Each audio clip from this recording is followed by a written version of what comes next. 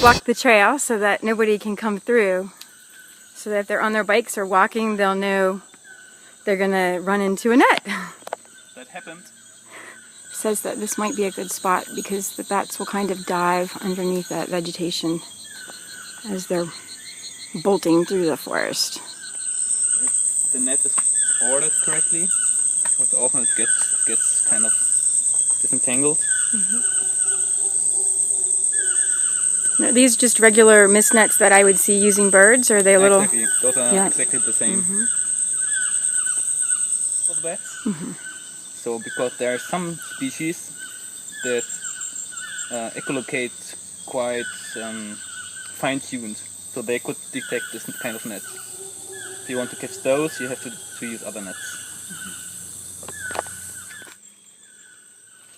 You'll notice you can't see the net at all, but it is strung across this space.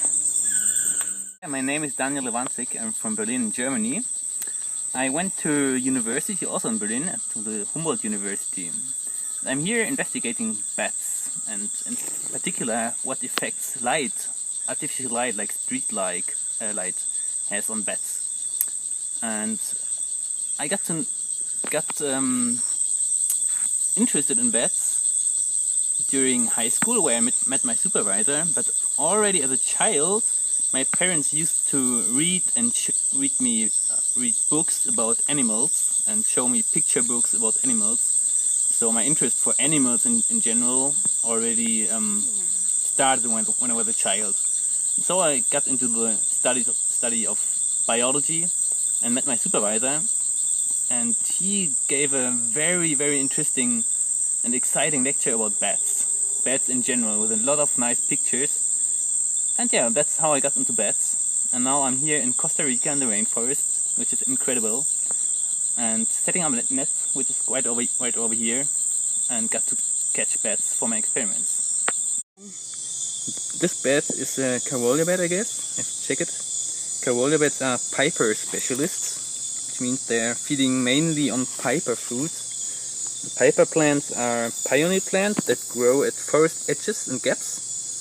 Therefore, they're pretty important for forest regeneration. And yeah, when getting bats out, you first get the feed out of the net, and then you can pull the net over the animal, so to say. It looks like he's eating the net. Yeah. They are.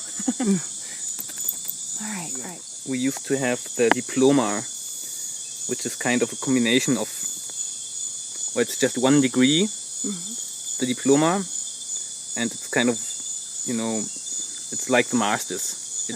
It's 5 or 6 years in total, so it's bachelor's and masters combined, more or less. But they now changed it in most studies also to bachelor and master degree, to have it comparable to other countries.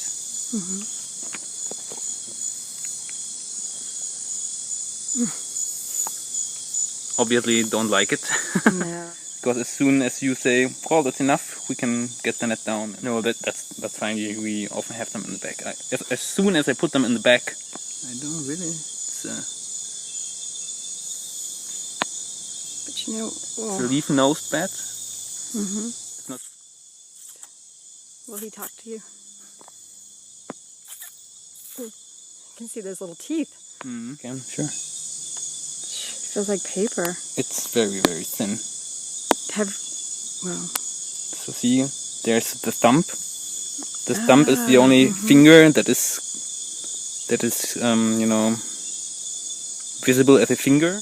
And there are the other 1, 2, 3, 4 fingers. Forearm, elbow over here. This tail membrane and a tiny little tail you can see in there, which points out a bit of the tail membrane.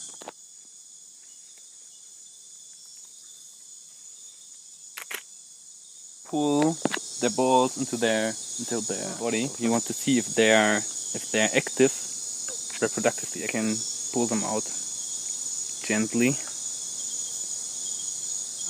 So, but this one is hardly active.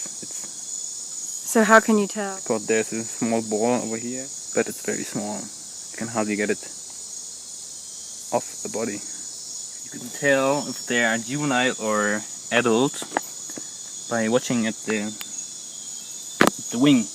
No, the junctions between the finger bones. When there's a white line, then they are not fully developed, which this one is. Over here. Free bat. Haha. That's much more convenient. I really very much love to work with bats because they're so cute and they're just amazing. There's so many species and they are so different. The only thing that I don't like when working with bats is you always have to work in the evening. You get out just before dinner when everybody else is meeting for dinner and sitting together after dinner at the porch. That's exactly the time when you're outside and get kind of isolated. And you have to sit in the jungle alone at night. And you have to sit in the jungle alone at night when it's very dark. You can't see your hand in front of your face. Mm-hmm. So. But you kind of get used to it. It always feels kind of strange, but you can get used to it. Mm-hmm. Do you ever fall asleep out here? Never. You can't do so.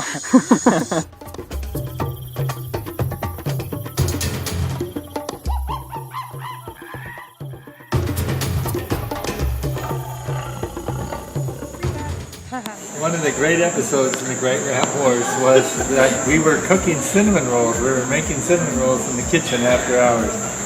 And so I mixed up all the dough and rolled out all the cinnamon rolls. I put them in the oven. And I could smell this funny smell. It smelled like hair burning. And I opened the oven and there was a rat inside the oven. The worst of it was I got the broom and I was trying to get that rat and it got away. With the cinnamon roll, probably. The cinnamon roll. The cinnamon rolls were fine. Did you eat them? Oh yeah. Just cut off the niggle marks.